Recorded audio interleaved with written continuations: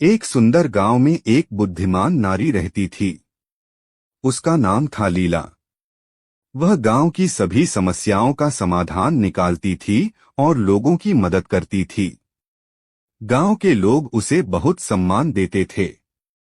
एक दिन गांव में एक प्रसिद्ध ऋषि आए। उनका नाम था आनंद।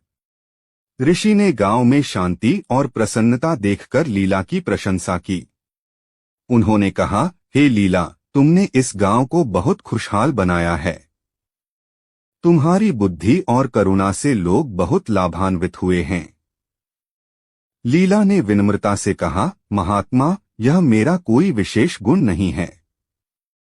मैंने भी जीवन में बहुत संघर्ष किया है। मैंने देखा है कि दुख और सुख जीवन का हिस्सा है। हमें इन दोनों का सामना करने की शक्ति होनी चाहिए। ऋषि ने कहा, तुम्हारी बात सही है, लीला।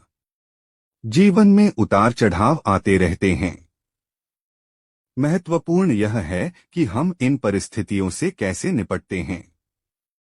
हमें धैर्य और शांति बनाए रखनी चाहिए। लीला ने पूछा, महात्मा, आप जीवन में क्या सीखे हैं? ऋषि ने मुस्कुराते हुए कहा, मैंने सीखा है कि क्रोध और लोभ मन को अंधा बना देते हैं। हमें इनसे दूर रहना चाहिए। हमें दूसरों की मदद करनी चाहिए और हमेशा सत्य का मार्ग अपनाना चाहिए।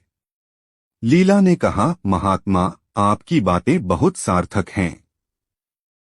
मैं इन बातों को हमेशा याद रखूंगी। ऋषि ने कहा, लीला, याद रखो, ज्ञान केवल किताबों में नहीं मिलता है। यह जीवन के अनुभवों से भी सीखा जा सकता है। हर व्यक्ति के पास कुछ न कुछ। विक्रम एक प्रतिभाशाली युवक था। पढ़ाई में अव्वल, खेलों में दक्ष और कला में रुचि रखने वाला। लेकिन जीवन ने उसके साथ एक ऐसा खेल खेला कि वह धीरे धीरे खुद को ही भूलने लगा। सब कुछ एक दिन में ही बदल गया। एक सड़क दुर्घटना ने उसके माता पिता को छीन लिया। अकेलापन उसे घेरने लगा। घर जो कभी खुशियों का घर था, अब एक खालीपन सा लगने लगा। दोस्तों के साथ खेलने का मन नहीं करता था। पढ़ाई में मन नहीं लगता था। दुनिया से कटने लगा। दिन भर अपने कमरे में बंद रहता। खिड़की से बाहर झांकता, लेकिन दुनिया धुंधली सी दिखती। लोग आते जाते, हंसते खेलते, लेकिन उसके लिए सब कुछ बेजान सा लगता।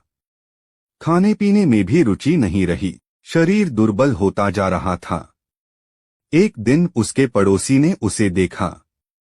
उनकी चिंता बढ़ गई। उन्होंने समझाया, विक्रम, इस तरह से जीवन व्यर्थ नहीं जाएगा।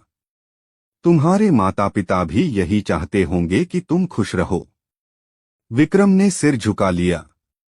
उसे पता था कि वह गलत कर रहा है, लेकिन खुद को संभाल नहीं पा रहा था। पड़ोसी ने उसे एक पुस्तकालय में ले गए। वहां किताबों की दुनिया ने उसे एक नया रास्ता दिखाया। उसने साहित्य पढ़ना शुरू किया। कवियों की रचनाओं ने उसके मन को छुआ। लेखकों के विचारों ने उसे सोचने पर मजबूर किया।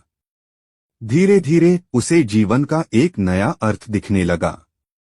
उसने महसूस किया कि वह अकेला नहीं है। दुनिया में भी ऐसे लोग हैं जिन्होंने दुख झेले हैं, लेकिन उन्होंने जीवन से हार नहीं मानी। उन्होंने अपने दुखों को अपनी ताकत बनाया। उसने खुद को साहित्य की दुनिया में खो दिया। लिखना शुरू किया। अपने दुखों को शब्दों में ढालने लगा। धीरे धीरे उसके अंदर एक नई ऊर्जा का संचार हुआ। उसने सोचा, मेरे माता पिता चाहते होंगे कि मैं कुछ करूं। मैं अपने जीवन को सार्थक बनाऊं। उसने एक साहित्यिक संस्था बनाई। युवाओं को लेखन के लिए प्रोत्साहित किया। उनकी प्रतिभा को निखारा। धीरे धीरे वह फिर से उसी विक्रम बन गया जो कभी हुआ करता था।